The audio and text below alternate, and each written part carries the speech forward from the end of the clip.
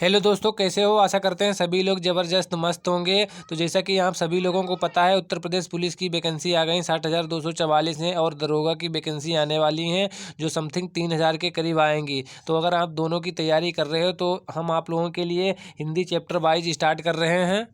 अगर आप लोगों ने लूसेंट से हिंदी पढ़ रखी है या स्पीडी की बुक आती हिंदी की, उससे बुक से पढ़ रखी है या किसी से पढ़ रखी है, तो ये यूनिवर्सल बुक है जो कि सामान्य ज्ञान की बहुत ही बढ़िया बुक है। इसी से आप लोगों को हम जो है हिंदी क्लियर करवाने वाले हैं चैप्टर वाइज। तो अगर आप लोगों के पास ये बुक नहीं है, अगर आप लोग ये डाउनलोड करना चाहते हो तो हमारे टेलीग्राम पर ये बुक मिल जाएगी। आप लोग देख सकते हो, काफ़ी एग्जामों के लिए ये बुक दी गई है। लेखक इसके कौन है ये भी आप लोगों को बता देते हैं। यूनिवर्सल बुक है, लेखक इसके राजपाल सिंह है। इसकी खासियत क्या है वो भी आप लोगों को हम बता देते हैं। तो सबसे पहले आप लोगों को बता दें कि जो आपके इसमें क्या क्या चैप्टर दे रखे हैं और इसकी खास बात क्या है। तो अध्याय इसमें कुल आपको कितने पढ़ने हैं, तो 28 चैप्टर इसके दिए गए हैं। आप लोग देख सकते हो कौन कौन से चैप्टर हैं। उसके बाद आप लोगों का उत्तर प्रदेश पुलिस का और एसआई का सिलेबस सेम है, जीके का और हिंदी का सिलेबस सेम है। बाकी उसमें मूल विधि आ जाती है, वो थोड़ा चेंज हो जाता है और मैथ थोड़ी उसकी हार्ड आती है। तो यहाँ पर देख सकते हो इसमें कौन कौन से, पहला अध्याय में आपको हिंदी भाषा का विकास और सामान्य परिचय, प्रमुख बोलियाँ पढ़ना है। दूसरे में हिंदी वर्णमाला पढ़ना है, देख सकते हो। तो तीसरा आपको अध्याय इसमें शब्द रचना, उपसर्ग, प्रत्यय, अभिधा, व्यंजना एवं लक्षणा आपको पढ़ना है। उसके चौथे चौथे चैप्टर में आपको संज्ञा, लिंग, वचन, कारक पढ़ना है। पाँचवें में सर्वनाम और छठे में विशेषण आपको पढ़ना है। सातवें अध्याय में क्रिया, वाच्य, वृत्ति और पक्ष पढ़ना है। आठवें में आप लोगों को काल पढ़ना है। नवें में अव्यय पढ़ना है। 10वें में वाक्य रचना, वाक्य, उपवाक्य और पदबंध पढ़ना है। 11वें में अनेक शब्दों या वाक्यांशों के लिए एक शब्द। 12वें में आप लोगों को मुहावरे पढ़ना है। 13 जो अध्याय उसमें समास, और 14 अध्याय में बर्तनी, और 15 अध्याय में आपको वाक्य संबंधित अशुद्धियाँ और विलोम आपको 16 में पढ़ना। 17 अध्याय में पर्यायवाची, 18 में तद्भव आपको पढ़ना, तत्समय, और 19 में आप लोगों को संधि पढ़ना है, और 20 में आप लोगों को रिक्त स्थान, और 21 में आप लोगों को युग्म शब्द, समोच्चरित और भिन्नार्थक और श्रुति संभिन्नार्थक शब्द पढ़ना है। 22 में आप लोगों को अनेकार्थी शब्द, और 23 में अलंकार रस आपको पढ़ना है। 24 में और 25 में आप लोगों को छंद, और 26 में आप लोगों को लेखन पत्र, संक्षेपण, पल्लवन, संक्षिप्त परिचय पढ़ना है। 27 में हिंदी साहित्य पुरस्कार, जो पुरस्कार से एग्जाम में अक्सर क्वेश्चन पूछे जाते हैं, किसको कब दिया गया है, रचना पूछ ली जाती हैं।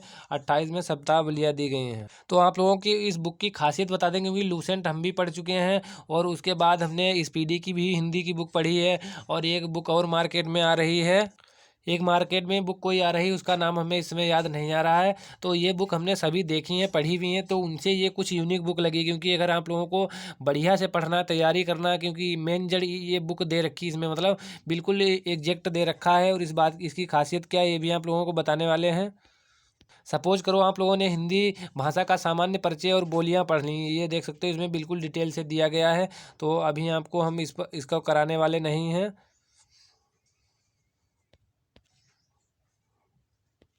तो यहाँ पर देख सकते हो हिंदी भाषा के विकास से संबंधित बिल्कुल डिटेल से इसमें बताया गया है। अभी आप लोगों को करवाएंगे, थोड़ा इंट्रोडक्शन इसका दे देते हैं आप लोगों को।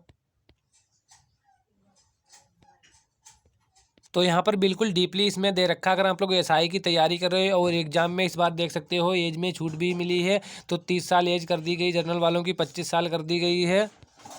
तो सम्मेलन वगैरह सब कुछ इसमें दे रखा है। तो इस बार कंपटीशन ज़्यादा होने वाली है, तो आप लोगों को डीपली पढ़ना ही पड़ेगा। तो यहाँ पर देख सकते हो ये जो भी एग्ज़ाम हुए अभी तक हैं, उनमें जो प्रश्न पूछे गए हैं वो सभी इन्होंने यहाँ पर प्रश्न दे दिए हैं। और प्रश्न देने के बाद और आप लोगों को बता दें, यहाँ पर लेटेस्ट प्रश्न इन्होंने दिए 2021 का जो एसआई का एग्ज़ाम हुआ था, जो प्रश्न पूछे गए हिंदी से संबंधित या अन्य एग्जाम में पूछे गए, यूपी से या किसी एग्जाम में पूछे गए हैं, तो सभी प्रश्न दे दिए। देख सकते हो यहाँ पर 311 स्पेशल इन्होंने ऑब्जेक्टिव टाइप क्वेश्चन दिए हैं एक चैप्टर से। तो अब बात करने वाले हैं कि आप लोगों का सिलेबस में क्या क्या आता है। तो आप लोगों का सिलेबस 4 सेक्शन से क्वेश्चन आते हैं, यानी कि 4 पार्ट से क्वेश्चन पूछे जाते हैं। जनरल नॉलेज से 38 क्वेश्चन आते हैं। जनरल हिंदी से 37 आते हैं। और आपका न्यूमेरिकल मेंटल एबिलिटी जो आपके आते हैं मैथ के क्वेश्चन, तो ये क्वेश्चन आप लोगों के 38 आते हैं। मगर ये 38 नहीं आते, ये आप लोगों के क्वेश्चन कितने आते हैं, ओनली 19 ही क्वेश्चन आते हैं। और बाकी बात कर लेते हैं मेंटल एप्टीट्यूड के क्वेश्चन आते हैं, रीजनिंग के, आईक्यू रीजनिंग के आते हैं। तो इसमें 37 क्वेश्चन टोटल आपके 150 प्रश्न होते हैं, और एक क्वेश्चन 2 नंबर का होता है। मार्क्स आपका कितने बन जाते हैं, टोटल आपके हो जाते हैं 300 का पूर्णांक हो जाता है। क्वेश्चन आप लोगों के टोटल कितने आते हैं? तो अब मैथ के क्वेश्चन जो आप लोगों के आते हैं वो ओनली 19 ही आते हैं। बाकी जो क्वेश्चन आपके बचते हैं मेंटल एबिलिटी के, रीजनिंग के, वो आप लोगों मैथ के जो क्वेश्चन बचते हैं वो रीजनिंग में डाल दिए जाते हैं, वो रीजनिंग में ही काउंट होते हैं। तो 56 नंबर की आपकी रीजनिंग आती है और हिंदी आप लोगों की आती है 37 नंबर की, मैथ आपकी 19 नंबर की है, जीके जीएस करंट अफेयर आपकी 38 नंबर की आती है, यूपी जीके के 5 या 7 क्वेश्चन स्पेशल आते हैं। जो आप लोगों के लिए हिंदी की बुक लेके आए हैं वो इन बुकों से हटके है। अगर आपके पास सामान्य हिंदी है, ये लूसेंट की, या आपके पास आदित्य प्रकाशन की हिंदी है, तो इन दोनों बुक से ये जो हिंदी हम आप लोगों को करवाएंगे ये दोनों से अलग हटके है। तो यहाँ पर देख सकते हो मेरे पास ये बुक स्पीडी की लूसेंट की बुक है, सामान्य हिंदी की। तो इसमें आप लोगों को जो है कंटेंट दिखा देते क्या क्या दिया गया है, किस प्रकार से इन्होंने छापा हुआ है। मगर इसको भी हमने रीड किया तो इन तीनों बुकों को देखने के बाद कंक्लूजन कुल मिला के ये निकला कि जो ये बुक आप लोगों के यूनिवर्सल करवा रहे हैं ये बुक परफेक्ट हो रही, क्योंकि इसमें सब कुछ वो मिल जा रहा है जो बाकी बुकों में नहीं दिया। अगर इसको आप पढ़ लेते हो तो इससे आपका बाहर नहीं जाए, अगर इन बुकों से पढ़ते हो तो आपका कुछ भी छूट सकता है। अगर आप लोग इन बुकों की पीडीएफ पाना चाहते हैं तो हमारे टेलीग्राम चैनल को अभी ज्वाइन कर लें और आपको लिंक वीडियो के डिस्क्रिप्शन बॉक्स में मिल जाएगी। तो स्टार्ट करते हैं। अगर आप लोगों को वीडियो पसंद आए तो वीडियो को लाइक कर दें, और आप लोगों को थोड़ा शुरुआती चैप्टर है तो आप लोगों को थोड़ा अलग सा फील होगा, मगर हकीकत ये है कि जो विकास से संबंधित एक दो क्वेश्चन जरूर पूछे जाते हैं, क्योंकि 37 नंबर की आपकी हिंदी आती है। अगर हिंदी में आपने 30 नंबर नहीं ले पाए तो यूपी पुलिस में इस बार नौकरी संकट में है। इसलिए संकट में क्योंकि एज में भी छूट मिल गई है, और 30 साल वाले भी बच्चे देखेंगे भर्ती, और 18 साल वाला भी बच्चा देखेगा। जो तैयारी करके छूट चुका था उसने तैयारी छोड़ दी थी, एज के कारण बाहर हो गया था, इस बार वो भी देखेगा। तो भाई टक्कर अब की दबा की होगी, 45 लाख कम से कम फॉर्म पड़ने वाले हैं, तो तैयारी करनी ही पड़ेगी। अगर हल्की हल्की करोगे तो हल्के हल्के में भी निकल जाएगी आपकी वैकेंसी हाथ से। तो स्टार्ट करते हैं। तो पहला है हिंदी भाषा की उत्पत्ति। तो सबसे पहले यहाँ से शुरुआत करते हैं उत्पत्ति से। तो इसमें क्या क्या देखेंगे, आप लोगों से छोटी सी रिक्वेस्ट है, अगर आप लोग वीडियो तुरंत लाइक ना करें तो आप लोग वीडियो जब आपको पसंद आए, कुछ आपको सीखने को मिले, तब वीडियो को लाइक करें और चैनल सब्सक्राइब भी कर सकते हैं। तो स्टार्ट करते हैं।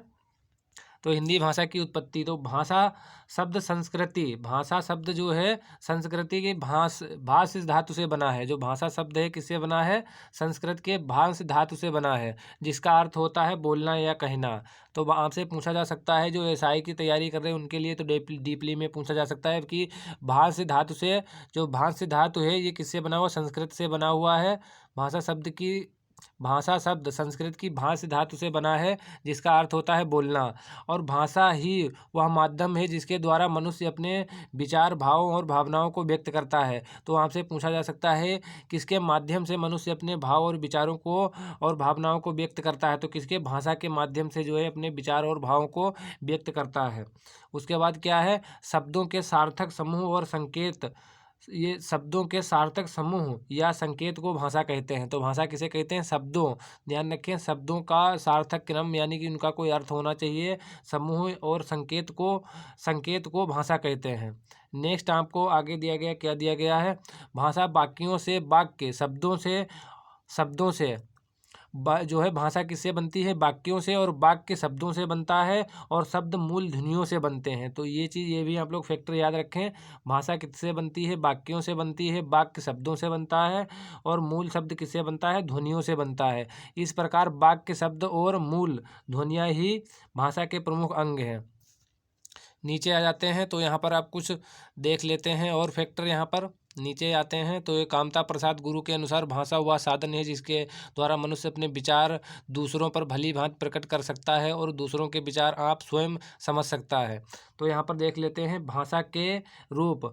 अभिव्यक्ति की दृष्टि से भाषा के 3 रूप हैं। कौन कौन से 3 रूप हैं, पहला यहाँ पर दिया गया मौखिक रूप। जो मौखिक रूप परिचर्चा अर्थात विस्तृत व्याख्या भाषा का मौखिक रूप है। तो मौखिक रूप है जो हम आप लोग अपने आप जो कुछ कहते हैं या चर्चा किसी के बारे में करते हैं तो यह मौखिक रूप हो जाता है।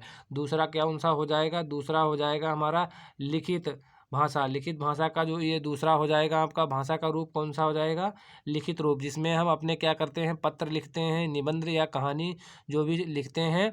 तो भाषा का वह स्वरूप जिसमें अक्षरों या चिन्हों की सहायता से हम विचारों को लिखकर प्रकट करते हैं उसे लिखित भाषा कहते हैं। नेक्स्ट देख लेते हैं सांकेतिक भाषा। तीसरा कौन सा हो जाएगा? सांकेतिक भाषा के रूप आपके 3 हो जाएंगे। एक आपका मौखिक, एक लिखित हो जाएगा, तीसरा आपका सांकेतिक हो जाएगा। जिन संकेतों के द्वारा बच्चे, गूंगे और बहरे अपनी बात दूसरों को समझाते हैं उन्हें सांकेतिक भाषा कहते हैं।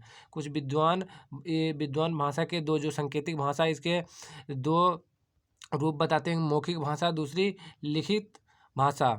अब नेक्स्ट देख लेते हैं मौखिक भाषा।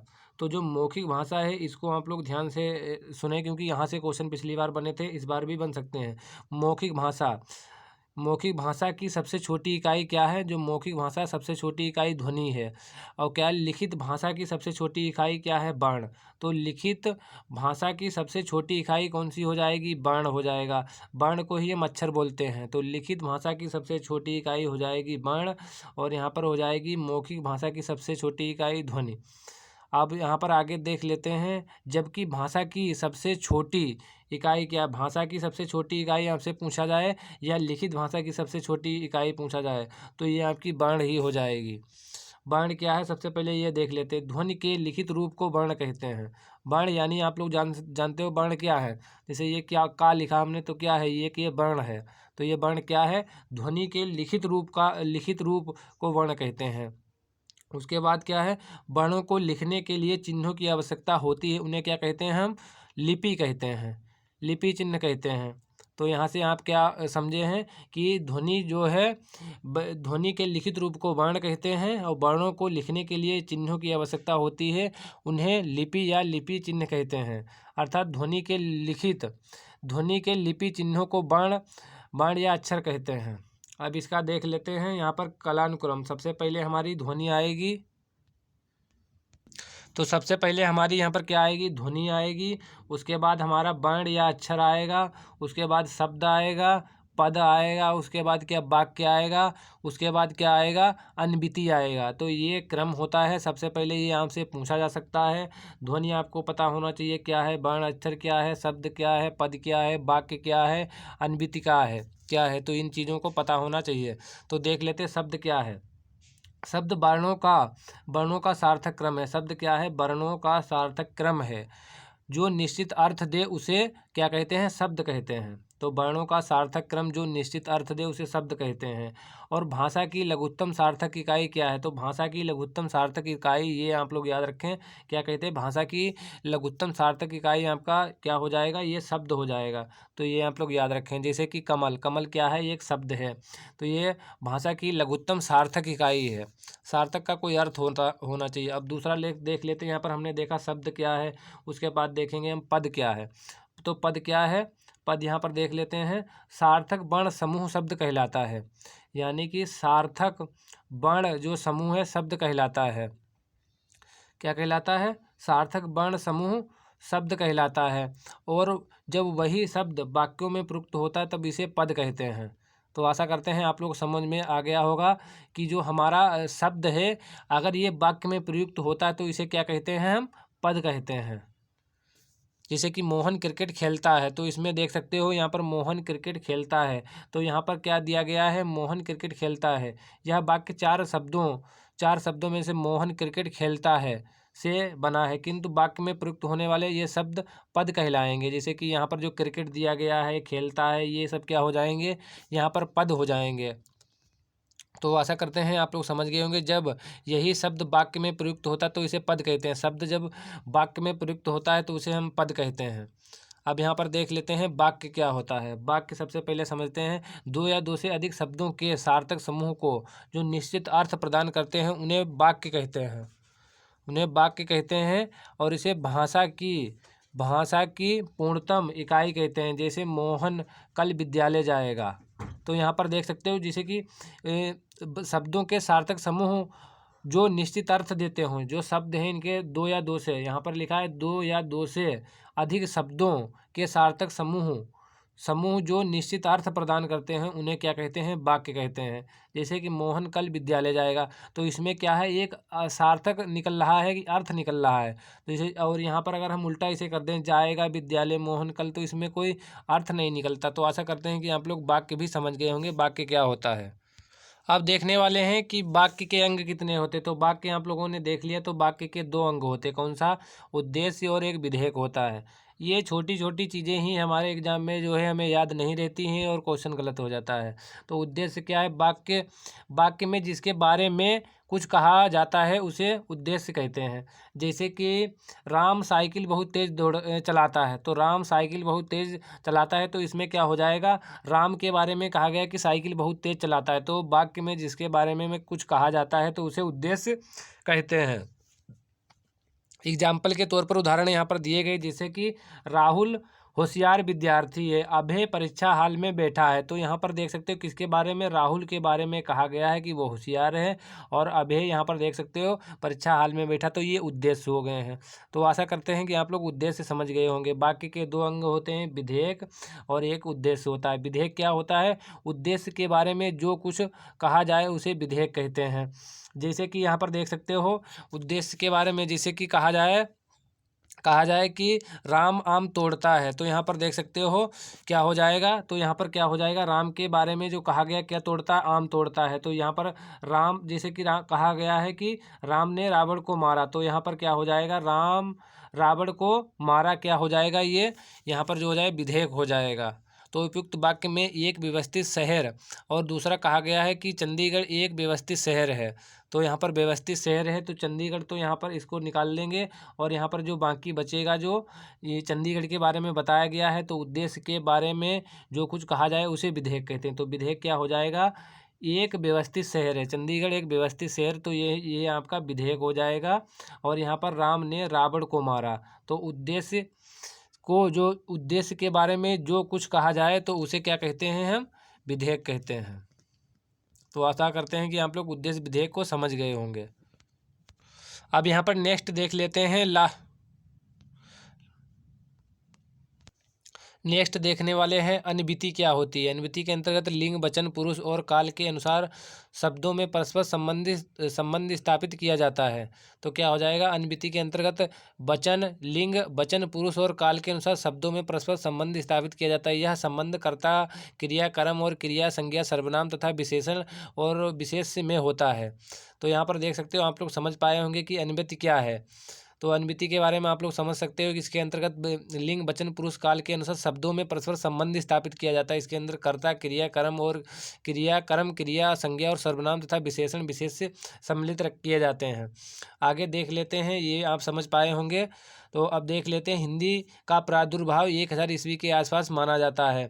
भाषा परिवार के आधार पर देखा जाए तो हिंदी किस परिवार की भाषा? हिंदी भारोपीय परिवार की भाषा है, और हिंदी भाषा का प्रादुर्भाव कब से? 1000 ईस्वी से माना जाता है। वहीं बात कर लेते हैं, हिंदी शब्द जो वस्तुतः ये फारसी शब्द है, ये फारसी भाषा का शब्द है। हिंदी किसका शब्द है? फारसी भाषा का शब्द है, ये भी आप लोग याद रखें। वहीं बात कर लेते हैं, हिंदी शब्द का जन्म संस्कृत भाषा के सिंधु शब्द से हुआ है। तो हिंदी भाषा का जन्म संस्कृत भाषा के सिंधु शब्द से हुआ है। तो हिंदी भाषा का जो है, सबसे पहले आपसे पूछा जाए, हिंदी वस्तुत फारसी शब्द है। हिंदी वस्तुत किसका? फारसी शब्द है। वहीं पूछा जाए, हिंदी शब्द का जन्म संस्कृत भाषा के सिंधु शब्द से हुआ है। तो हिंदी भाषा का संस्कृत भाषा के सिंधु शब्द से हुआ। इसका पहला प्रयोग ईरानियों के निवासियों ने किया था। हिंदी शब्द का सबसे पहले प्रयोग किसने किया था? ईरानियों ने किया था। अब बात कर लेते हैं हिंदी भाषा की मूल उत्पत्ति। हिंदी भाषा की मूल उत्पत्ति किससे हुई है? तो ये शौरसेनी अपभ्रंश से मानी जाती है। वहीं बात कर लेते हैं, अपभ्रंश को हिंदी की जननी कहते हैं। किसको? अपभ्रंश को हिंदी की जननी कहते हैं। वहीं संस्कृत भाषा भारत की सबसे प्राचीनतम भाषा है। आपसे अगर पूछा जाए संस्कृत भारत की सबसे प्राचीनतम भाषा कौन सी है? प्राचीनतम भाषा, तो ये आपकी संस्कृत हो जाएगी। और आर्य भाषा, संस्कृत को आर्य भाषा, आदि जननी, देव भाषा या देववाणी भी कहते हैं। वहीं अगर आपसे पूछा जाए, क्योंकि जो लोग एसआई की तैयारी कर रहे हैं उसमें क्वेश्चन जब आप लोगों के लिए लेके आएंगे तब देखना कैसे क्वेश्चन पूछे गए। अपभ्रंश में केवल 8 स्वर थे। कौन कौन से स्वर थे ये आप लोग देख सकते हो। और इसमें क्या हुआ? 8 स्वर थे। इसमें ए ओ था, और इन्हीं 8 स्वरों को मूल स्वर कहा जाता था। तो आपसे पूछा जाएगा अपभ्रंश में कितने स्वर थे? तो 8 स्वर थे। वहीं बात किया जाए, आदिकालीन हिंदी में 2 नए स्वर जोड़ दिए गए हैं। कौन कौन से जोड़ दिए गए? ए और औ जोड़ दिए गए हैं। तो ये कितने हो जाएंगे, तो 10 हो जाएंगे। जो आपकी अपभ्रंश में 8 थे। वहीं बात की जाए अपभ्रंश में डा और ढा व्यंजन नहीं थे, इनका विकास आदिकाल में हुआ है। भारतीय आर्य भाषा, तो यहाँ पर देख सकते हो भारतीय आर्य भाषा को 3 कालों में विभाजित किया गया है। तो प्राचीन भारतीय आर्य भाषा, इसका कार्यकाल रहा है 1500 ईसा पूर्व से 500 ईसा पूर्व तक रहा है। वहीं बात कर लेते हैं मध्यकालीन भारतीय आर्य भाषा 500 ईसा पूर्व से 1000 ईस्वी तक रहा। वहीं आधुनिक भारतीय आर्य भाषा का कार्यकाल कब से रहा है, तो 1000 ईस्वी से अब तक रहा है। अब देख लेते हैं इसका विकास। हिंदी का विकास क्रम सबसे पहले संस्कृत, फिर उसके बाद क्या पाली, उसके बाद प्राकृतिक, उसके बाद अपभ्रंश और फिर उसके बाद क्या हिंदी। आप लोग ध्यान रखें, कभी कभी आपको अपभ्रंश के बाद अभट्ट लिखा मिल जाएगा, उसके बाद हिंदी मिलेगी। तो यहाँ पर आप लोग देखें वही बात यहाँ पर नोट करके दिया गया। अपभ्रंश और हिंदी के बीच की कड़ी के रूप में भाषा का एक और रूप प्राप्त होता है, जिसे क्या कहा जाता, अभट्ट नाम देते हुए तो कुछ विद्वान इसे अपभ्रंश ही मानते हैं। और आगे यहाँ पर देख सकते हैं अभट्ट, अबहट्ट नाम का स्पष्ट रूप से उल्लेख विद्यापति की कृति लता जो है कृति में मिलता है। तो यहाँ पर इन्होंने एक दोहा भी दिया गया है, देसिल बैना सब जन मिठा तो तैसन जम्पाओ अबहट्टा। तो यहाँ पर इन्होंने एक क्या दिया गया है, एक श्लोक दे दिया है यहाँ पर। अब उसके बाद देख लेते हैं संस्कृत को, आपको हमने बताया देव भाषा, तो इसे देवपाणी के नाम से भी जाना जाता है। और वहीं बात कर लेते हैं पाली। पाली में क्या है, बौद्ध धर्म की भाषा थी। पाली बौद्ध धर्म की भाषा थी। भगवान बुद्ध ने पाली भाषा में उपदेश दिए, तो भगवान बुद्ध ने पाली भाषा में उपदेश दिए थे। वहीं बौद्ध की जो है धर्म की भाषा कौन सी थी, पाली थी। वहीं बात कर लेते हैं जो प्राकृतिक आती है, तो प्राकृतिक में क्या जैन धर्म की भाषा थी, प्राकृतिक जैन धर्म की भाषा थी। और महावीर स्वामी ने प्राकृतिक भाषा में उपदेश दिए। तो वहीं बात कर लेते हैं अपभ्रंश। अपभ्रंश क्या बिगड़ा हुआ रूप था। वहीं बात कर लेते हैं आधुनिक हिंदी। हिंदी की बात कर लेते हैं तो आधुनिक हिंदी है अपनी। अब बात कर लेते हैं आकृति मूलक या आकृति या रूप के आधार पर हिंदी को वियोगात्मक और श्लिष्ट भाषा है। तो आकृति के आधार पर या आकृति रूप के आधार पर कैसी, वियोगात्मक और विश्लिष्ट भाषा है। जबकि संस्कृति कैसी है, संयोगात्मक एवं अंग्रेजी वियोगात्मक भाषा है। तो यहाँ पर आप लोग ध्यान रखें, आकृति मूलक या आकृति या रूप के आधार पर हिंदी कैसी है, वियोगात्मक और विश्लिष्ट है। तो यहाँ पर और संस्कृति की बात की है, संस्कृत भाषा जो कैसी है, संयोगात्मक, और अंग्रेजी कैसी है, वियोगात्मक है। वहीं अब बात कर लेते हैं विश्व की 10 सबसे ज़्यादा बोली जानी वाली भाषाओं में हिंदी का स्थान कौन सा आता है, तीसरा आता है। पहला किसका स्थान आता है, अंग्रेजी का, और दूसरा किसका स्थान आता है, तो ये मंदारिन भाषा है, किसकी, चाइनीज भाषा है, तो उसका नाम आता है। अब देखने वाले हैं यहाँ पर राजभाषा के रूप में हिंदी। तो राजभाषा किसे कहते हैं, राजभाषा का सामान्य अर्थ होता है राज काज की भाषा। वहीं बात कर लेते हैं राज्य या प्रशासन की भाषा को राजभाषा कहा जाता है।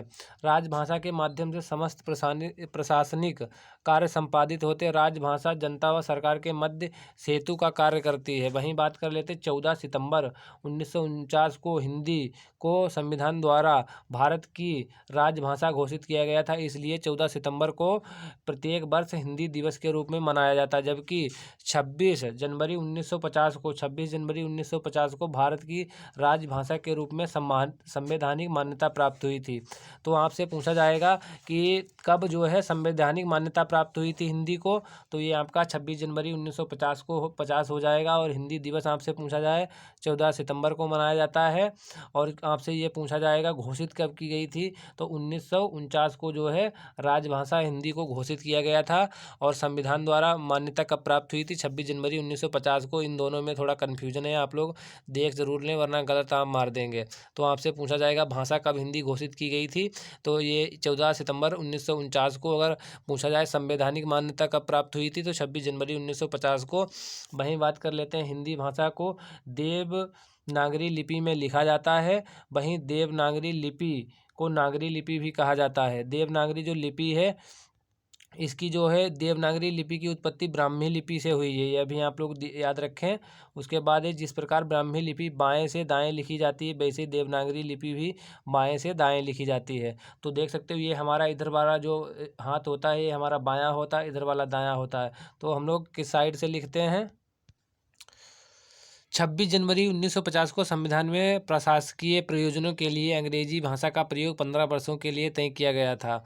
26 जनवरी 1950 को भारत का संविधान लागू होने के साथ ही भारत में राजभाषा नीति भी लागू हुई। भारतीय संविधान के भाग 17 में अनुच्छेद 343 से 51 तक, ये भी आप लोग ध्यान रखें कि भारतीय संविधान के अनुच्छेद 17 में जो है भाषाओं को रखा गया है, और अनुच्छेद कितने 343 से 51 तक राजभाषा का उल्लेख किया गया है। अनुसूची 8 भाषाओं से संबंधित है, जिसमें 22 भाषाएं कौन कौन सी हैं? संस्कृत, कभी कभी भाषा ही पूछ लेता है कौन सी भाषा हमारी 8वीं अनुसूची में नहीं, तो ये भी याद रखें। उर्दू, हिंदी, मलयालम, तमिल, तेलुगु, उड़िया, असमिया, बोडो, संस्कृति, डोगरी, कश्मीरी, गुजराती, नेपाली, मणिपुरी और कोंकणी, सिंधी, मैथिली, कन्नड़ और संथाली, मराठी और बंगला, पंजाबी का उल्लेख है। अनुच्छेद 343A में स्पष्ट रूप से कहा गया कि संघ भारत की राजभाषा हिंदी और इसकी लिपि देवनागरी होगी। देवनागरी लिपि मूलतः अक्षरात्मक लिखी है। तो ये आप लोग फैक्ट याद रखें। उसके बाद देख लेते हैं राजभाषा की संवैधानिक स्थिति। तो अनुच्छेद भाग 5 के अनुच्छेद 120 में संसद में प्रयुक्त होने वाली भाषा का उल्लेख है। तो भाग 5 में संसद में कौन सी जो है भाषा प्रयोग होगी? अनुच्छेद 120 में कहा गया है। तो संसद में प्रयुक्त होने वाली 120 अनुच्छेद में कहा गया कि कौन सी भाषा प्रयोग होगी। भाग 6 के अनुसार अनुच्छेद 210 में विधानमंडलों में प्रयुक्त होने वाली भाषा के बारे में कहा गया है। अब वहीं बात कर लेते हैं अनुच्छेद 344 के तहत राष्ट्रपति ने 7 जून 1955 को बीजी खेर की अध्यक्षता में प्रथम राजभाषा आयोग का गठन किया गया था। तो राजभाषा आयोग का गठन आपसे डायरेक्ट पूछ लिया जाता है, 7 जून 1955 को किया गया था। और बात कर लेते हैं अनुच्छेद 345 में प्रादेशिक भाषाओं में प्रावधान किया गया। तो 345 में क्या रखा गया है? प्रादेशिक भाषाएं रखी गई हैं 345 में। और बात कर लेते हैं 346 में पत्र आदि में राजभाषा अर्थात एक राज्य से संघ के बीच संवाद के लिए भाषा का उल्लेख। तो 346 में कहा गया है पत्र आदि की भाषा, जो पत्राचार की भाषा है वो कौन सी होगी, और एक राज्य से दूसरे के राज्य के बीच संवाद जो होगा तो वो कौन सी भाषा में होगा, ये बताया गया है 346 में। और 347 में बताया कि राज्य की जनसंख्या के एक समूह द्वारा बोले जाने वाली भाषा का प्रावधान किया गया है। वहीं 348 में क्या किया गया है? सर्वोच्च न्यायालय उच्च न्यायालयों विधेयकों में अधिनियमों अध्यादेशों आदि में प्रयोग की जाने वाली भाषा कौन सी होगी? 348 में ये बताया गया है। और अनुच्छेद 349 में भाषा संबंधित विधि को नियमित करने का प्रावधान किया गया है। वहीं बात कर लेते हैं 350 में शिकायत निवारण हेतु प्रयुक्त भाषा का प्रावधान किया गया है। अनुच्छेद 350A में प्राथमिक स्तर पर मातृभाषा में शिक्षण से संबंधित है। वहीं बात कर लेते हैं अनुच्छेद 350B में भाषाई अल्पसंख्यक वर्गों के विशेष प्राधिकार का उल्लेख किया गया। अनुच्छेद 351 में भाषा के विकास के निर्देश दिए गए हैं। तमिल, संस्कृति, तेलुगु, कन्नड़, मलयालम, ओडिशा को शास्त्रीय भाषाओं का दर्जा दिया गया है। इम्पोर्टेंट फैक्ट देख लेते हैं, उसके बाद जो बाकी बचा हुआ वो नेक्स्ट वीडियो में देखेंगे। अगर वीडियो पसंद आए तो वीडियो को लाइक ज़रूर करें। देवनागरी जो लिपि का प्रयोग सर्वप्रथम किस राज्य में किया गया था? गुजरात राज्य में किया गया था। ये फैक्ट आप लोगों को कहीं नहीं मिलने वाले हैं। भाषा लिखने के लिए प्रयुक्त चिन्हों के व्यवस्थित रूप को क्या कहते हैं? व्यवस्थित रूप को लिपि कहते हैं। तो क्या कहते हैं? भाषा को लिखने के लिए प्रयुक्त चिन्हों को व्यवस्थित रूप को क्या कहते हैं? तो क्या कहते हैं? लिपि कहते हैं। ये भी आप लोग याद रखें। नेक्स्ट 1835 में लॉर्ड विलियम बेंटिंक ने अंग्रेजी शिक्षा एक्ट को लागू किया था। 1835 में लॉर्ड विलियम बेंटिंक ने क्या अंग्रेजी शिक्षा एक्ट लागू किया था? खड़ी बोली को मानक हिंदी के रूप में स्वीकार किया गया, अर्थात मानक हिंदी का आधार खड़ी बोली है। तो मानक हिंदी का आधार क्या है? खड़ी बोली है। हिंदी की उपभाषाएं कितनी हैं? 5। हिंदी की उत्पत्ति शोर सेनी अपभ्रंश से हुई है। भाषा की लघुत्तम इकाई क्या है? शब्द है, इससे पहले हम बता चुके हैं। भाषा की पूर्णतम इकाई क्या है? तो वाक्य है। वाक्य बिना हम बोल नहीं सकते, तो हमारा जो है भाषा नहीं बनेगी। अब बात कर लेते हैं 14 सितंबर को हिंदी दिवस मनाया जाता है। वहीं बात करते हैं 343A में क्या हिंदी को भारत की राजभाषा बताया गया है? पाली भारत की प्रथम देश भाषा है। पाली प्रथम देश भाषा है, सबसे पुरानी, और इससे पुरानी प्राकृतिक इससे पुरानी प्राकृतिक भी कहते हैं। इसे पुरानी प्राकृतिक भी किसे कहते हैं? पुरानी प्राकृतिक पाली को ही कहते हैं। राजभाषा आयोग का गठन कब किया गया था? 7 जून 1955 को किया गया था। संस्कृत को हिंदी की आदि जननी कहते हैं, यह भी याद रखें आप लोग। हिंदी भारोपीय परिवार की भाषा है। भाषा की सबसे छोटी इकाई वर्ण या अक्षर है। खड़ी बोली हिंदी के प्रथम कवि अमीर खुसरो थे। हिंदी संस्कृत भाषा की उत्तराधिकारिणी है। हिंदी संस्कृत भाषा की उत्तराधिकारिणी है। तो संस्कृत के बाद उत्तराधिकार किसको? हिंदी को ही मिला है, तो उत्तराधिकारिणी कहलाएगी। भाषा के क्षेत्रीय रूप को बोली कहते हैं। जो क्षेत्र में बोली जाती है तो उसे क्या भाषा के रूप को क्या कहते हैं? बोली कहते हैं। हिंदी को विकास प्रदान करने वाली भाषा है तो अपभ्रंश है। उत्तर प्रदेश में राजकीय कार्यों में हिंदी का प्रयोग किया जाता है। हिंदी वियोगात्मक और विश्लिष्ट है। खड़ी बोली हिंदी का अन्य नाम कोरवी है। खड़ी बोली हिंदी का अन्य नाम कोरवी है। हड़ौती ढूढ़ाड़ी पूर्वी राजस्थान की बोली है। तो ये हटौती ढूढ़ाड़ी पूर्वी राजस्थान की बोली है। भोजपुरी भाषा का वर्णन 8वीं अनुसूची में नहीं किया गया, तो आपसे ये भोजपुरी पूछ लिया जाता है कभी कभी। पश्चिमी हिंदी की सर्वाधिक प्रयुक्त बोली है ब्रजभाषा।